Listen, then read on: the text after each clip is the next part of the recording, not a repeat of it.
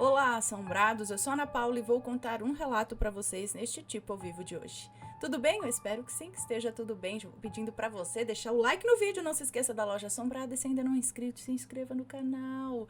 Ok? Vamos pro relato de hoje, que é este. Promessas de além-túmulo e aparições. Os mistérios da casa da Dona Maria. O título longo, hein? Vamos ver. Olá, Ana e assombrados, tudo bem com vocês? Espero que sim. Sou fã do canal desde 2016, mas nunca tive coragem de enviar relatos, porque eu não sou boa em contar ou escrever histórias. O relato de hoje é apenas 2, de uma coletânea, porque cada pessoa da vizinhança da minha avó, principalmente aqueles que conviviam mais na casa, tem histórias sobrenaturais envolvendo ela. Eu, pessoalmente, nunca tive nenhuma experiência lá. Mais pra frente vocês vão entender o porquê. Mas eu nunca gostei de olhar muito para aquela casa. Ela sempre me deu arrepios. Eu achei melhor dividir o relato em partes para facilitar o entendimento. Antes de começar, eu vou descrever algumas características do quintal dessa casa. Ele era muito grande e o bairro ficava em um morro, onde o portão de entrada ficava na parte da frente. A casa da minha avó era uma construção antiga. Naquela época, nenhuma casa da vizinhança tinha muros, então era possível ver o quintal dos vizinhos.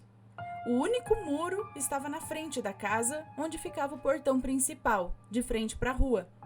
O banheiro ficava do lado de fora, ao lado da cozinha. Era uma casa bem grande. Algumas observações aqui.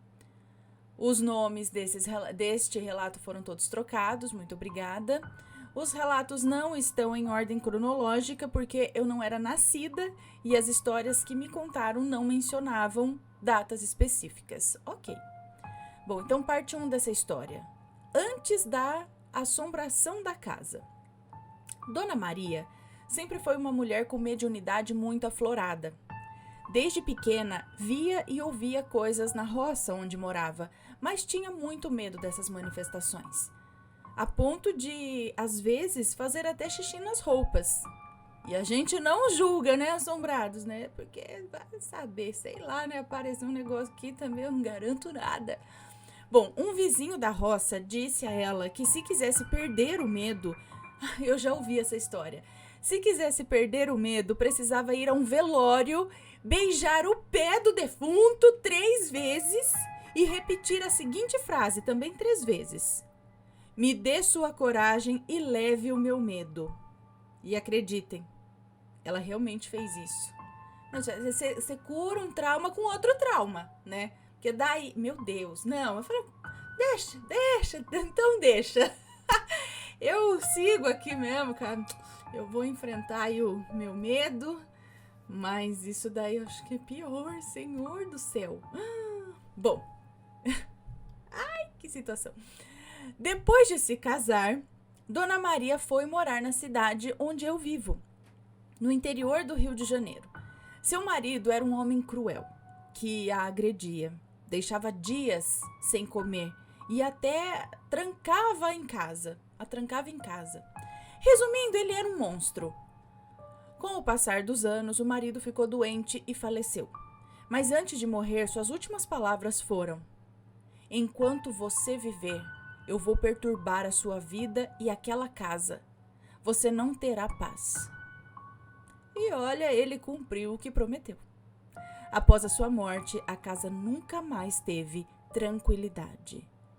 E aqui eu abro um parênteses para mostrar para vocês como uma atividade, às vezes uns negócios na casa, não é demônio, é gente que era ruim em vida, morreu, continua ruim do lado de lá e continua dando regaço do lado de lá, entendeu? E aí você vai tratar como?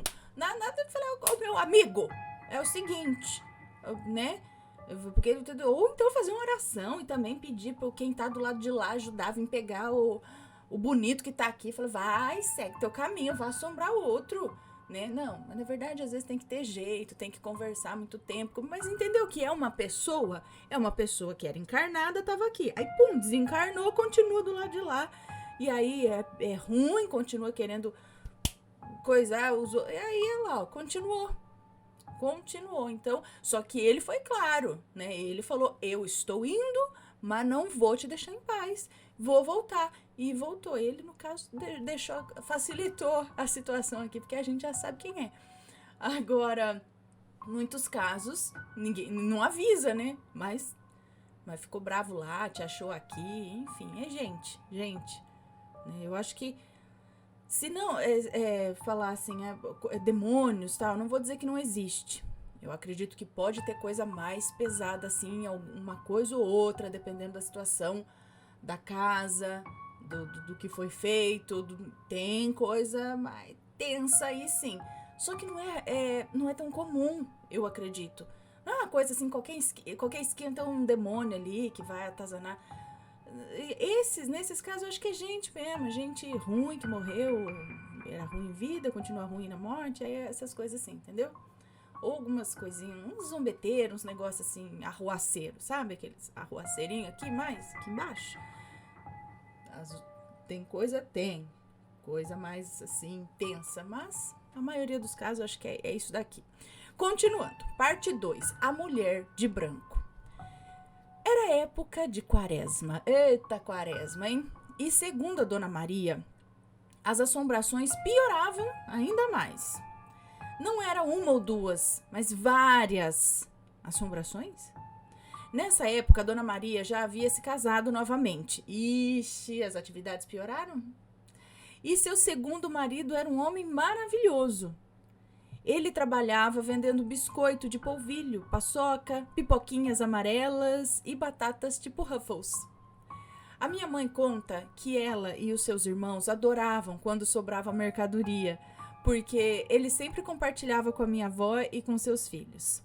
Eles não eram apenas vizinhos, mas eram como uma família. A minha mãe considerava a Dona Maria e o seu segundo marido como os avós que ela nunca teve, tanto que praticamente morava na casa deles.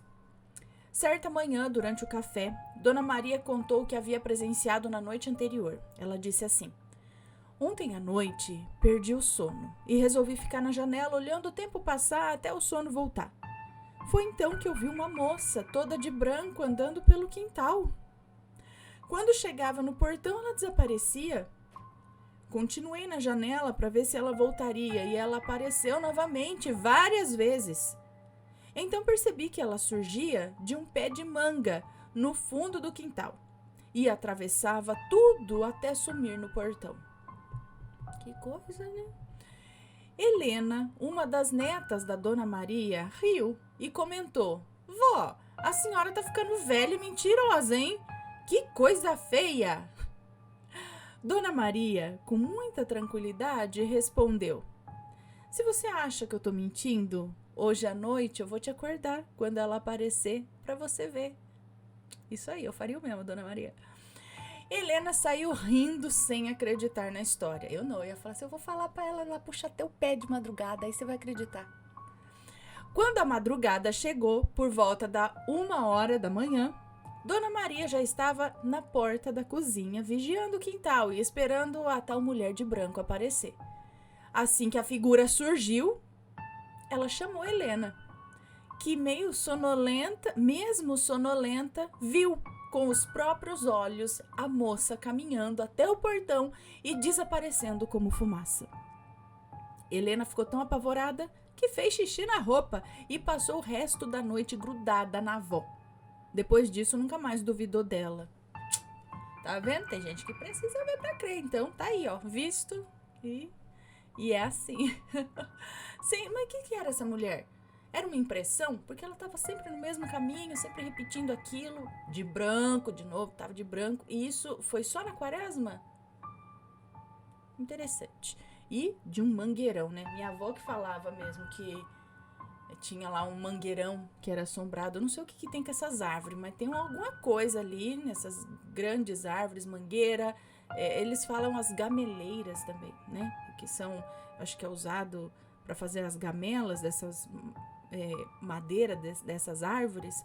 Eu não sei se tem alguma coisa a ver com a madeira, mas o que tem de relato de mangueirão, pé de manga que é assombrado, tem bastante. Continuando aqui, ó. Parte 3, então, dessa história, a tentativa de exorcismo, entre aspas. Os acontecimentos na casa ficaram insuportáveis. Louças quebravam sozinhas, as pessoas eram beliscadas e até trancadas no banheiro. Um vizinho, pastor, que morava em frente, ofereceu ajuda. Ele disse que Deus havia lhe mostrado que só ele, acho que só Deus, né? Só ele, Deus, poderia expulsar o demônio da casa. Desesperada, Dona Maria aceitou. No dia marcado, o pastor entrou no quintal e tudo parecia calmo. Calmo até demais. Dentro da casa, ele começou a expulsar o espírito, mas isso pareceu irritar a entidade. Objetos começaram a cair no chão e o pastor foi arranhado, beliscado e até teve suas roupas rasgadas. Apavorado, ele saiu correndo da casa e nunca mais voltou, nem mesmo pra calçada. Então, gente, qual é o preparo para enfrentar? Você acha que o negócio não vai acontecer? Vai acontecer, e aí você tem que estar preparado porque vai acontecer, né?